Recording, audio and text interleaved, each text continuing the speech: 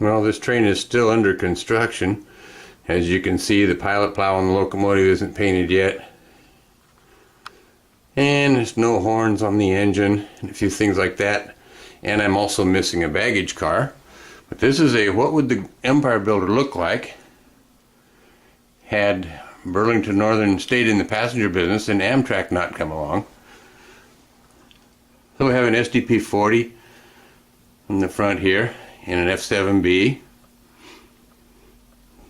We have the 60-seat coach. And we have a former CB&Q car.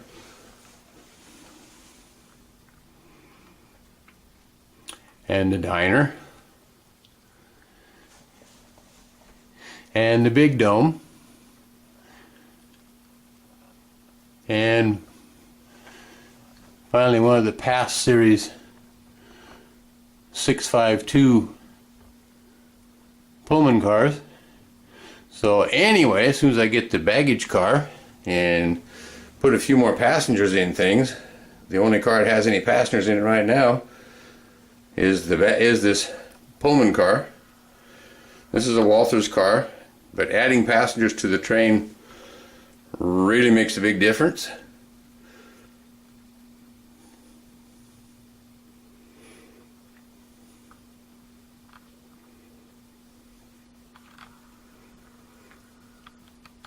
So anyway, that's my what if train.